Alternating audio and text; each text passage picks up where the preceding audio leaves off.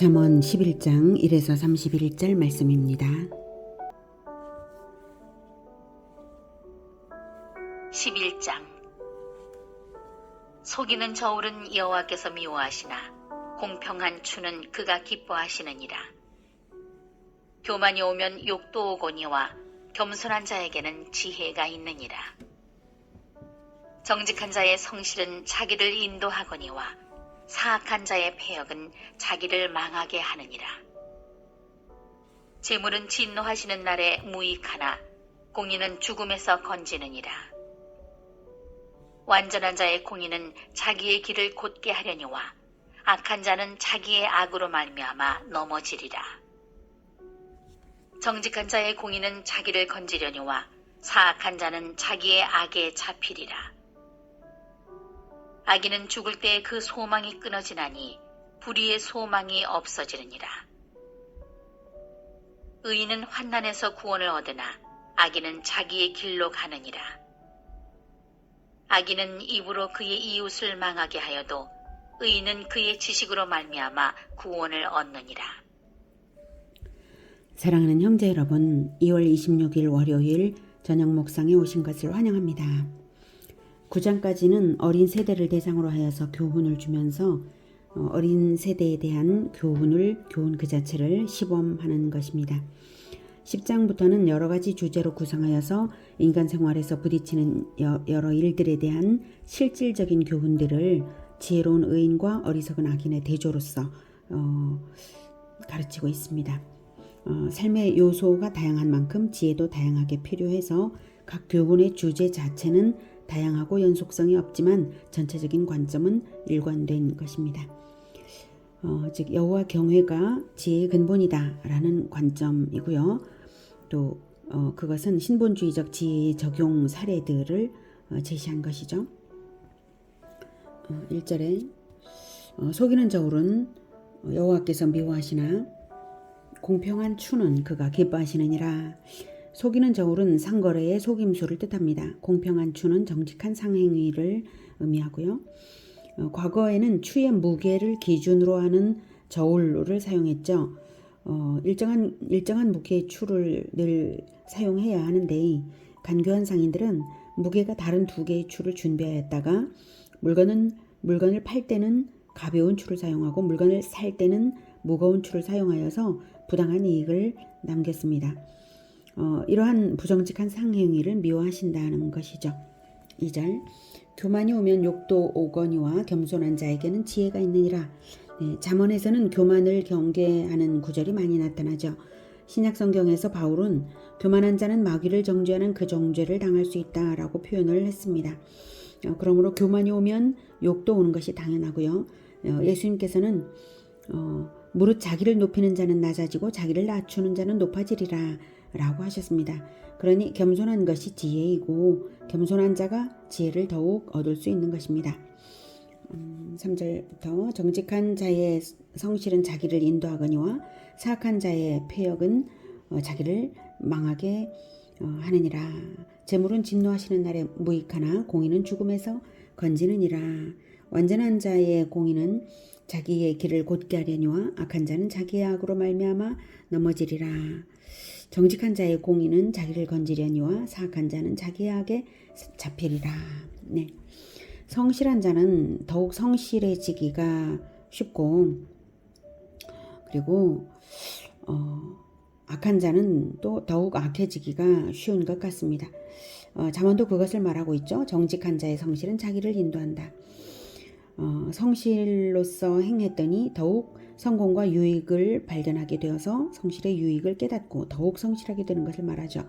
반대로 정직하지 못한 자는 하나님께 대한 성실이 없고 자기의 악한 것을 기준으로 판단하므로 자기의 악에 사로잡히고 결국은 진리대로 성공하는 길을 알지 못하여서 망하게 될 수밖에 없는 것이죠. 7절. 악인은 죽을 때 그 소망이 끊어지나니 불의의 소망이 없어지느니라. 네. 악인의 소망이라는 것은 현실적이고 이기적인 것에 불과하므로 영원한 것이 없고요. 죽음에 이르러서는 그 소망이 다 사라져버리고 살아생전에 참된 것을 염원하지도 않았고 행하지도 않음으로 인해서 결국 자기의 행위에 따른 심판을 받아 제갈 길로 가는 것이죠. 그래서 8절에 의인은 환난에서 구원을 얻으나 악인은 자기의 길로 가느니라 제갈 길로 간다 라고 하는 것입니다. 악인은 9절에 악인은 입으로 그의 이웃을 망하게 하여도 의인은 그의 지식으로 말미암아 구원을 얻느니라.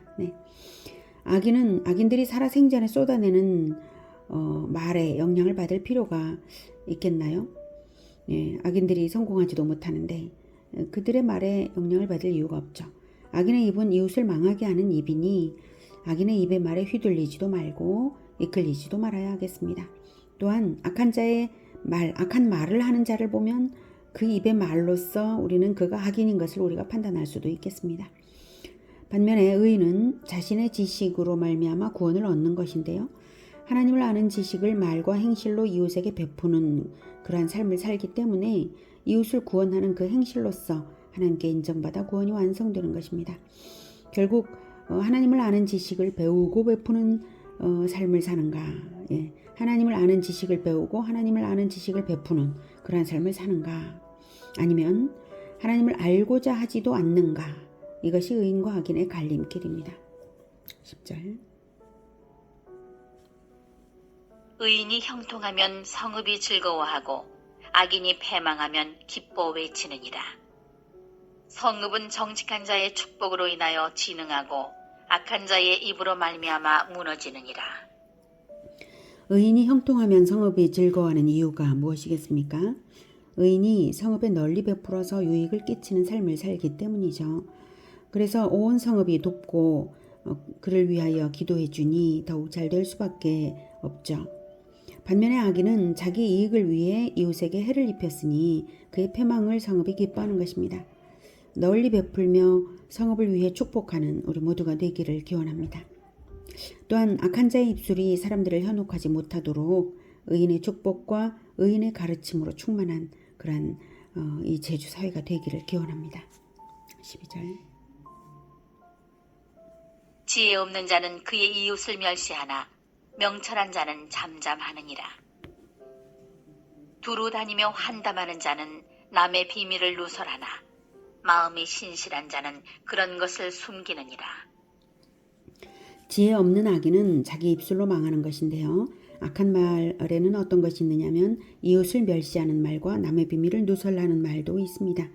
하나님은 죄인을 덮어 죄를 가려주시는 분이십니다. 아담과 하와의 수치를 가죽옷으로 가려주신 것을 생각해 보십시오. 하나님은 죄를 심판하는 분이시지만 사람의 죄가 다른 사람들의 입에 오르내리는 것을 기뻐하지 않으십니다. 그러니 심판대에서 증언하는 경우가 아니라면 하나님처럼 타인의 죄를 덮어주고 위하여 기도해주는 우리 모두가 되기를 기원합니다. 14절. 지략이 없으면 백성이 망하여도 지략이 많으면 평안을 누리느니라. 타인을 위하여 보증이 되는 자는 손해를 당하여도 보증이 되기를 싫어하는 자는 평안하니라. 지략이 왜 필요한가 하면 세상에는 선과 악이 혼재되어 있고요. 교회 안에도 알곡과 가라지가 섞여 살기 때문입니다. 그래서 모두에게 유익이 되며 하나님이 기뻐하시게 하려면 지략이 필요한 것이죠. 예수님은 그래서 보라 내가 너희를 보냄이 양을 이리 가운데 보냄과 같도다. 그러므로 너희는 뱀같이 지혜롭고 비둘기같이 순결하라 라고 말씀하셨죠. 순결한 목적과 의도를 가지고 행하되 뱀처럼 지혜롭게 기회를 이용할 줄 아는 것이 필요하다 하겠습니다.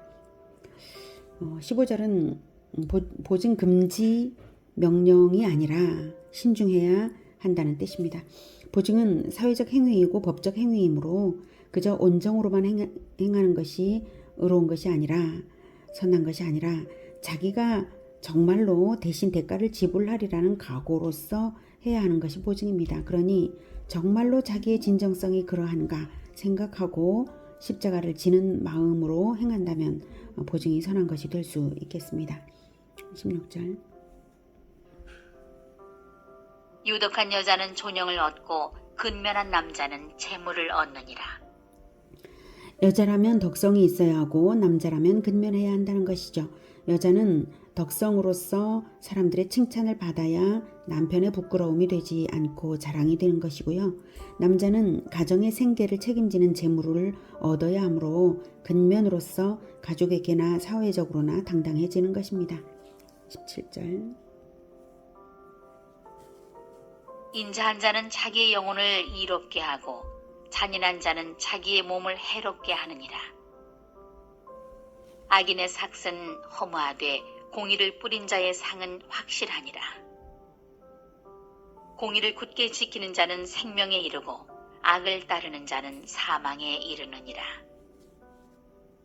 마음이 굽은 자는 여호와께 미움을 받아도 행위가 온전한 자는 그의 기뻐하심을 받느니라. 악인은 피차 손을 잡을지라도 벌을 면하지 못할 것이나 의인의 자손은 구원을 얻으리라.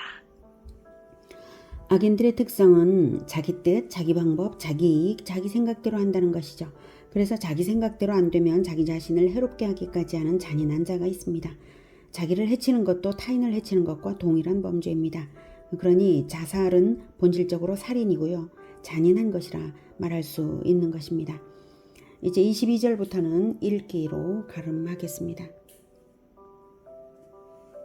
아름다운 여인이 삼가지 아니하는 것은 마치 돼지 코의 금고리 같으니라.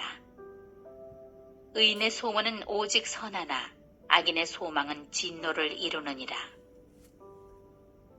흩어 구제하여도 더욱 부하게 되는 일이 있나니 과도히 아껴도 가난하게 될 뿐이니라.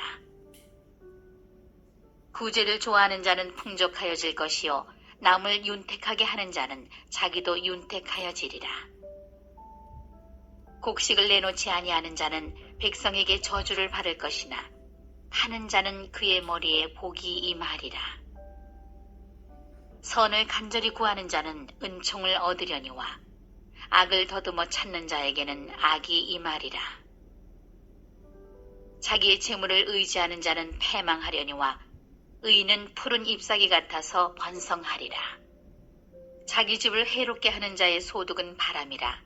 미련한 자는 마음이 지혜로운 자의 종이 되리라. 의인의 열매는 생명나무라. 지혜로운 자는 사람을 얻느니라. 보라, 의인이라도 이 세상에서 보응을 받겠거든 하물며 악인과 죄인이리요.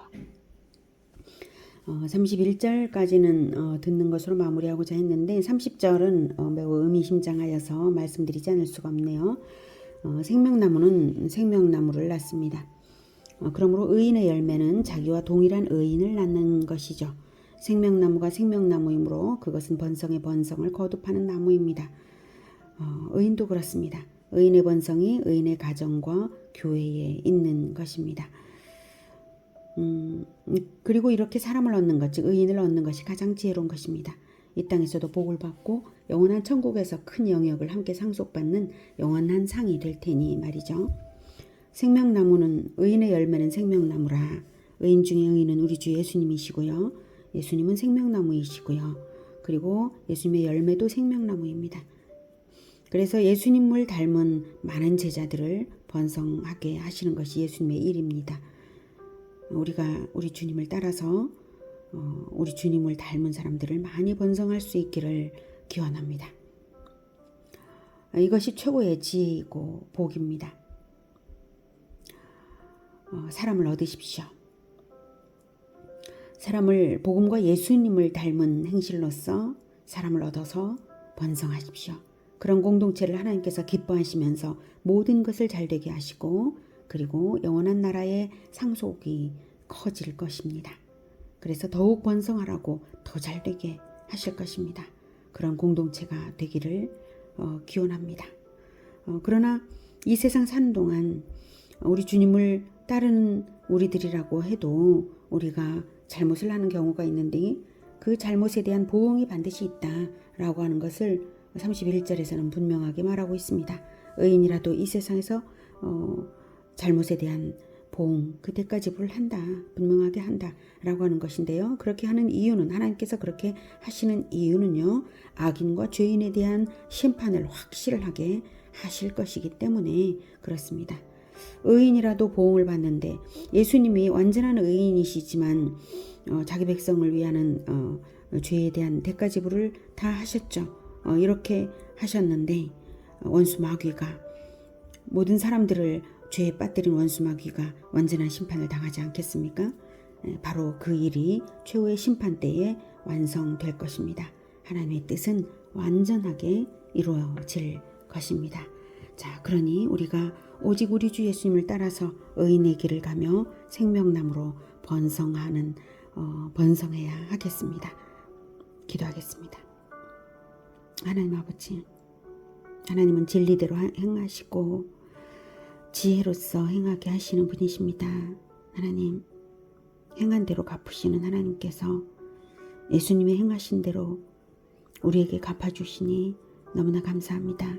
그러니 우리도 예수님처럼 의로운 행실로서 부지런히 행하여 생명나무가 생명나무를 낳는 그런 역사가 늘 있도록 하나님께서 갚아주시옵소서.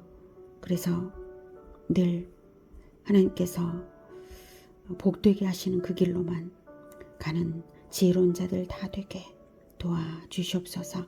예수 그리스도 이름으로 기도드립니다. 아멘. 이어지는 시간은 개인 기도 시간입니다.